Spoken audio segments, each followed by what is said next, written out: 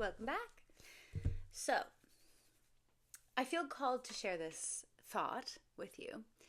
But, if you're creative or if you have, especially if you're creative, okay, I'm just gonna say that of any kind. Okay, you don't have to be like a fine artist or anything, but maybe you're an entrepreneur or something, or you just are creating something. You're just like using your life force energy to build something in the world. I really just got this message into my brain that I'm going to share with you, but it's about not overthinking. No, that's not quite it. It's about making or starting before or without actually having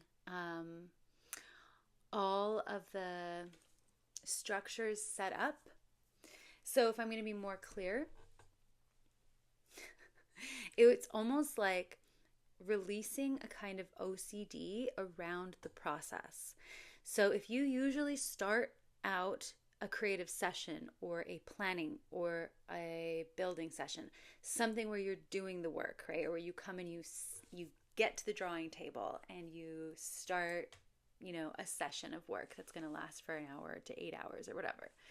And if you start that process always usually with a kind of ritual or a kind of thing that you like to do, or that you feel you have to do in order to set up, if you see what I'm saying, the message I'm getting is to actually just kind of like not worry about that so much right now and work even when you don't have those rituals set up, or work even without those preliminary steps that make you feel like you are now ready. Because, and what I'm seeing is those kinds of rituals and setups are not bad. They're wonderful. And they're actually a really good way to sort of like set a quality control on the work that you are creating. But I'm also hearing that for some of you, it can become almost like an OCD, where it can potentially hold you back from getting any work done when you feel like you're not prepped enough, or when you feel like you don't have time for the ritual, or for whatever reason the setup is like too overwhelming. This reminds me actually a little bit of like painters and how they have to prep their canvases, and how it can take a lot of extra time because you have to prep and then like wait for the prep to dry and whatever. So there's a message here coming through to at least more often just start work without that ritual, because your gifts, whatever they are like they exist within you, and you don't need to prove to anything that your gifts are ready to come through. It's like you can just start working. Like this is also sort of similar to like the morning pages idea, where like Julia Cameron talks about every writer needs to do 3 pages of morning pages every single morning before they start writing, because that's what gets the crap out so that you can write well. But I'm kind of a chaos monster with that, and I just think like, fuck that. Like sometimes the morning pages tires you out, or sometimes it drags you down a path that like of thought that you just really didn't want to go down. Like, sorry, that's my unpopular opinion about morning pages coming through. But like, so this is the message that I'm starting off this reading with, because I think, I don't know, it might be relevant to you, might be relevant to our reading today, but I just think that we need to be a little more chaotic with our creative energy. And I don't mean like, you don't need to be like letting go of all the wonderful ritualistic structures and ways of organizing your creative pursuits or creative path, or creative work, but like, because those are really wonderful and valuable, but to allow yourself at least just some time to cut away where you do just sort of chaotically create. And I think what it does is it allows you to remember that you are kind of this like wildly creative thing at all times, that it's not just allotted to those sessions or to that period of time that happens after the setup or after the ritual. It's like you can just burst open with your creativity whenever, and it's always accessible to you at any moment. You don't have to be like in this perfectly compartmentalized state of mind or state of body or anything. So yeah, and like I said, this is an interesting message because of course prep is really important, and just like how you wouldn't necessarily want to go straight into some really like athletic pursuit before warming up. A warm up is usually good, but that's not the message today. Okay, so take it how it resonates, as they say. Spirit Keeper of the East. So I got goosebumps. So Spirit Keeper of the East, we have a new dawn. A new dawn is arising. The thunder drum. We have some big announcement. Something's happening, or something is being heralded in for you. There's a big like celebratory, it has arrived kind of energy, or it is arriving kind of energy. And it's something that is long awaited. It's something that is so welcome.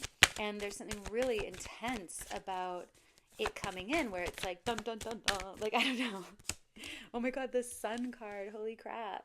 So we have this beautiful, like I said, new dawn energy. The sun is here. The sun has come up.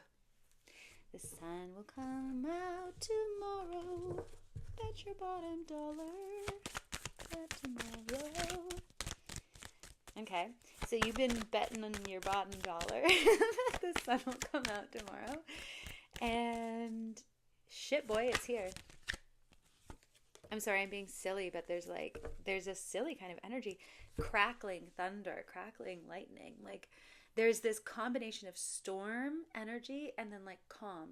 The calm after the storm I'm getting. It's like there's been a thunderstorm. Okay? And then this is the sun, the refreshed, calm, warm, drying sun that happens after the thunderstorm. And I live in a city or in a place where we get a lot of thunderstorms in the summer, and it's such a beautiful energy because when it pours with rain like that, the build up to that storm is so humid and so thick that you're almost like, oh my God, like you can barely breathe.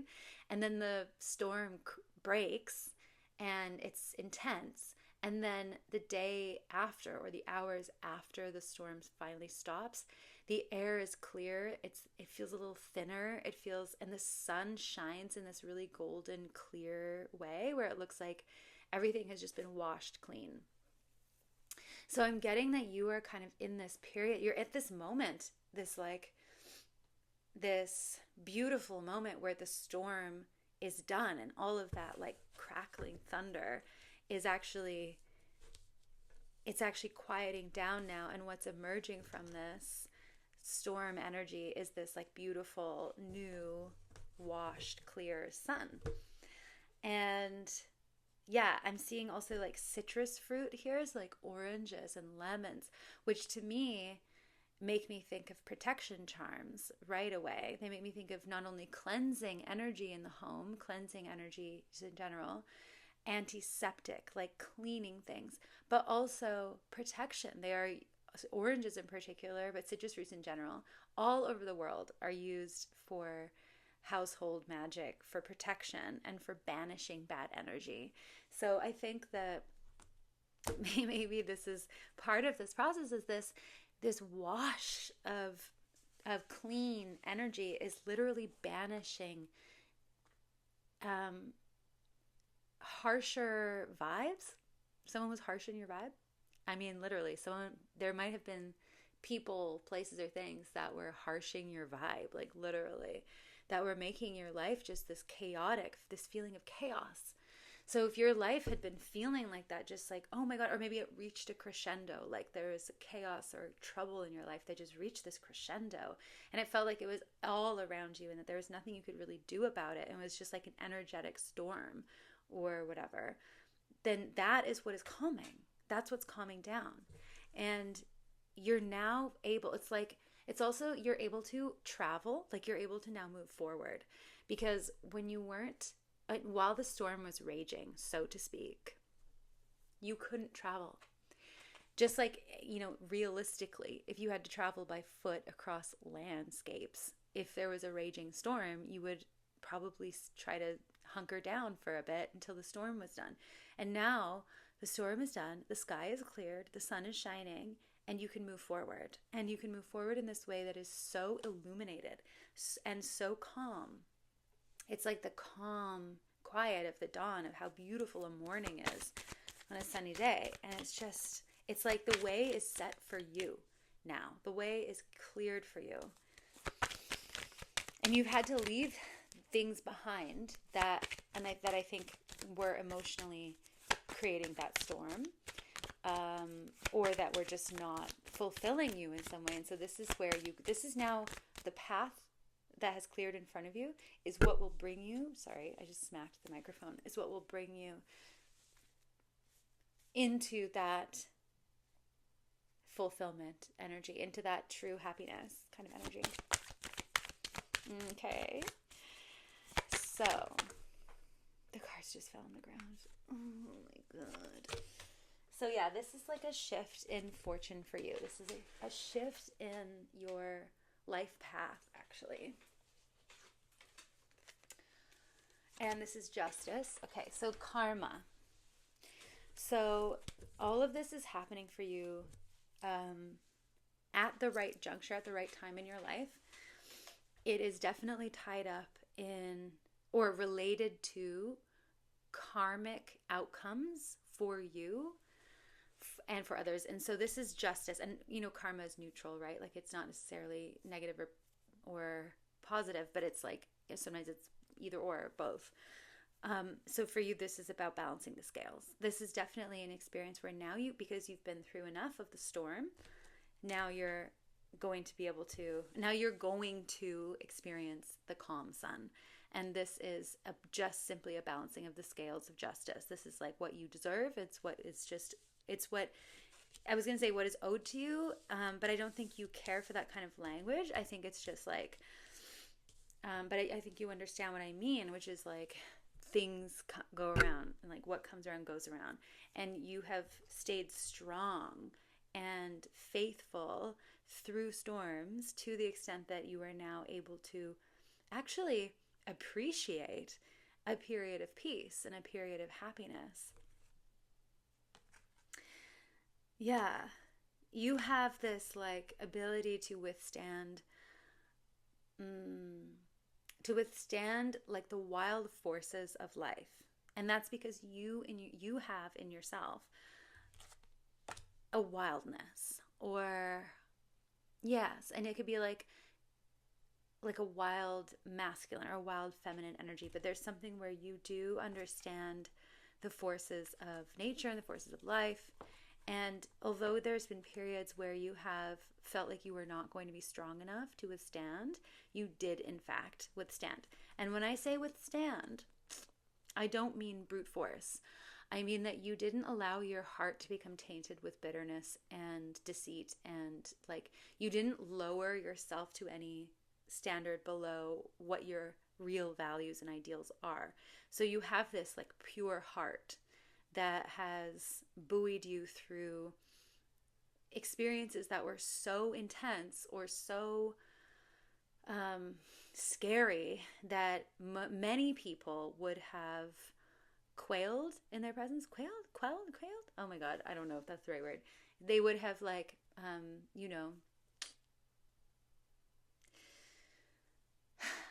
hidden in fear. And you didn't, is all I'm trying to say, okay? And that's because you actually have this quality within you that is actually one with those forces. So you actually understood them for what they were, which is bigger than you.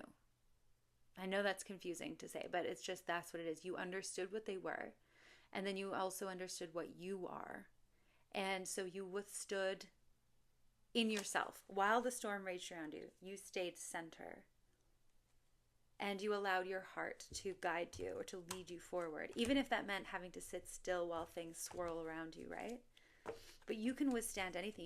You can become strong in experiences of harsh neglect or harsh weather, so to speak. And And it actually just makes you more pure and more strong. And that doesn't, see, this is the thing though, is that you've been through so much of that that you got almost kind of used to it. And so this is a moment, this is like a whole awakening thing where you're not actually trying to do this, but the world is kind of now like, okay, so now it's calm. And you're like, okay, I don't even know what that is. So you're going to find out. You're going to find out because the sun is going to shine on you in such a way that you will just find out. You're just going to you're just going to feel now what it feels like to live in this like peace energy and this warmth. Oh God. Hate to break it to you, but I think it involves love. Damn, I just keep getting love readings. I'm like trying not to do love readings and they just keep coming through. So, okay. This person could be from the East or a place that is more East than where you're from. This person is a lover and yeah, I am getting Pisces energy here. There is an earliness to this. So like I said, this is something new. I'm seeing tulips in the background. So there's two tulips. Two tulips. So there's some kissing involved. There's also, it's like a springtime romance. Oh my God, that's so cute. Yeah, we have the lovers here. So yeah. Damn, yeah, you guys have been, this is the same energy I got in the last reading. So this is just like a follow-up. God, it won't leave me alone. Okay, so dang. You guys have been like out in the harsh landscapes of the Lord, of the world. Of the Lord? What the fuck? Okay, so maybe you might be Christian, but I mean, but it's like the house of the Lord. Like it's almost like you've been, but like literally both of you have felt like you have been outside of the sanctity of like another person, or the sanctity of like a true love, sanctity of a relationship that truly understands you, the sanctity of like a safe place to exist, of the warmth and solace, like I said in the last reading.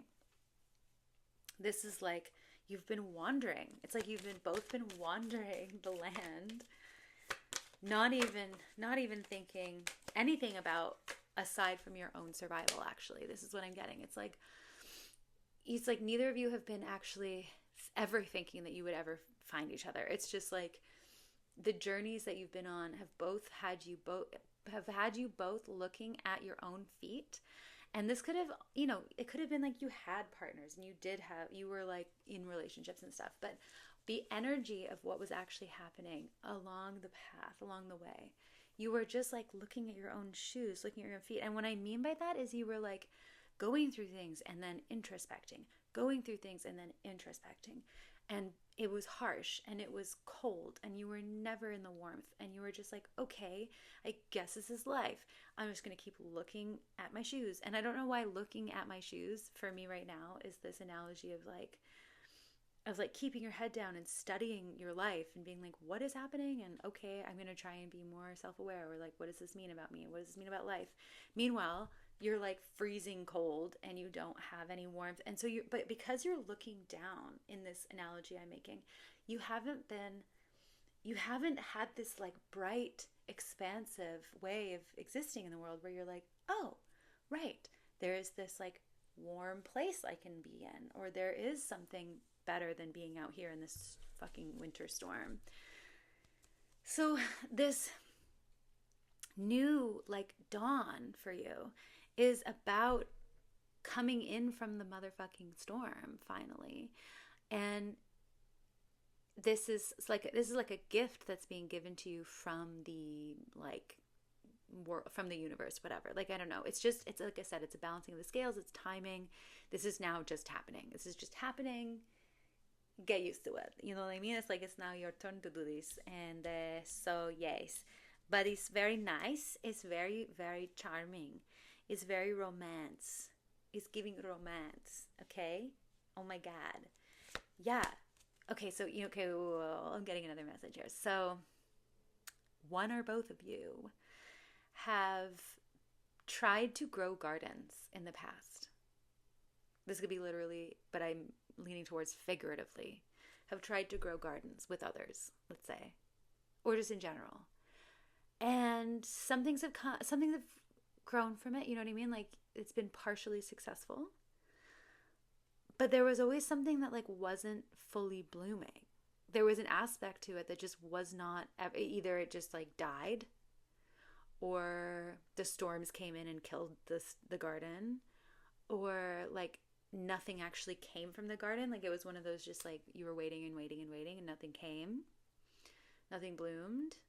Or the harvest was kind of like rotten before it could get off the vine, or like, you know what I mean? Rotten before it could get off the vine that's big, okay? So you both have done that before. You've experienced that up until this point. And now there's this new dawn, this new age that's coming in. Yeah. Amazing. So, oh my God, it's amazing. So this is the same cards that came in, like I said, in the last reading. So maybe you want to go there and listen to that. But yeah, so now you are going to be able to create this garden with someone who also knows how to do that. And they know how to do that. They want to do that. It's like their number one thing they care about is this like cultivating the garden energy. I've just got this urge to like put this on my face. So what I'm getting is this person is actually silly, or they make you feel silly. Like there's something with like a compulsive energy. Oh my God, it's like squirmy compulsive. But also I think you're going to have this like desire to reach out and to like bring them close, or vice versa. Now, it's interesting because there's also an energy here of self-sufficiency and of creating the garden yourself.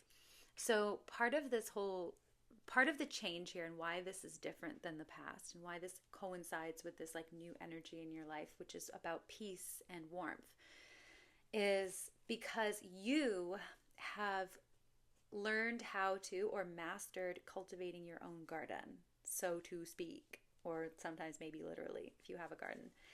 But this is about your own life, your own sense of self-worth, your own the work that you do in the world, your purpose, your ability to feel just confident in yourself, and you know what you are good at, you know what you bring to the table, and you know how to care for something, and you know, because you have cultivated your own life, you've cultivated yourself and your own world, and you know how to grow things, and you did that on your own. And so it seems that both of you have that energy, and so you're coming together to collaborate to create a better garden, you know, like a bigger one. And it's because you're both like, oh, you know how to grow that? I know how to grow this. And they're like, oh, cool, I know how to grow that. And I also know how to grow this. And then you're like, oh my God. And then now you have like all these boxes of flowers and plants that are thriving because these are two extremely capable people. And when I say capable, I don't just mean like, you know how to, I don't know, like do things. Like you're capable in terms of loving and growing. And the bounty that comes from this is just like, because I also think that so this connection, if this is what really is coming through, it's like, it doesn't take away from your autonomy. It allows you to still stay in connection to your spirit and to what's important to you. And you are able to actually create your own abundance separate from this thing. So you still have, from this relationship or collaboration or whatever, you have this like independent thing happening, and it's just going to make you like richer. It's going to make you more abundant. And so much grows around you because of this ability for you to stay autonomous in yourself. And it only like feeds you as a garden as well. Like if you're the garden in this scenario, then it's feeding you. and it's nourishing you. So yeah, you're moving away from a feeling of chaos and instability towards calmer water, and also towards a life that is a lot bigger and getting. So you're moving away from some history, whatever, some past that was just not it for you. It was tumultuous. There was like a lot of tumult, and you're moving towards calm, but you're also this new phase of your life is not just about calm and quiet. It's also about like rising. There's like a bigness. You get to expand, and you get to see perspectives that you've never seen before. You get to rise to the occasion in your own life, in your own successes, and you'll be taken to heights. I'm seeing like actual heights, literally, but also figuratively, that you've never been to before. So like you will reach successes that you've never reached yet. And these energies of the energy of this relationship is only going to like help with that process or support it or be. What I'm getting here is that the relationship exists, and it nourishes the garden that you are, that your life, your personal life is, but it's not running the show. It's not like taking over. What I'm seeing is it doesn't dominate this spread. It doesn't dominate your life. It just like exists as this like absolutely beautiful sanctuary that you get to return to when you need to, whenever you know what I mean, like every day or something. It's like a sanctuary. While you go and adventure in the world, or while you go and you pursue these big heights of success or whatever. And the Seven of Wands here, there is a defensiveness. I think, honestly, do you know what I think with this card? I think that this is like you or them, like defending the sanctity of this relationship. So this sacred space that you create together is something that you will have to defend and protect. And that means that's other people trying to either get in, okay, if you know what I mean. They're trying to like, excuse me, I want to date your person or whatever, or trying to like get between you. But it could also just be like, I don't know, like competitive energies or jealous energies, or like energy that's trying to like invade and try and know more about it, like just to get information about what's going on in your sacred little space with this person. And it's like, you just need to, it's like you one and both of you like puts their body almost to protect the other person. I'm actually saying that just in general, you both protect each other. And you protect not just each other's like physical forms, but you protect each other's like reputation and privacy. Like you protect the other person's privacy, and they protect your privacy by like not telling other people everything about what's going on between you or what's going on with you. And it's not like you're keeping secrets. It's just like this is how much you care about each other, is to stand up for each other in any kind of scenario and to like have each other's backs, literally. And I'm seeing almost both of you like standing back to back and like defending people from the outside, like away, not defending other people, but you know what I'm saying. Yeah. It could be that there is someone who does try to like intervene in some way, but it's not going to make an effort, or it's not going to make an impact. It's not going to actually ruin this connection. If there is like a third party, so to speak, or someone who tries to like interfere, they will be deflected away. They will be like, nope, sorry. And then it's just like the two of you again, and everything's fine. So well, that's lovely. So damn. Yeah, this is like a big, beautiful moment of celebration, actually, and release for you. And you're releasing that tension and that electricity and the chaos. The electricity can be like beautiful and exciting, but See, what I'm really seeing too is that they're in this transition period between the past and now. There's this like, there is this crackling kind of energy where it's almost like it announces that everything is shifting and changing. And the experience that you might be living in that transition period is one that is like a little bit electric, a little bit like, oh my goodness, like what's happening? It kind of zings you back to life. So you may have been sleeping and this kind of wakes you up, and then you get to experience like this beautiful new sunshine day. So I don't know what that means, but I'm just getting that like something runs through you that kind of like electrifies you and lights you up, and that's kind of like the heralding of this new era or something. Ooh, okay.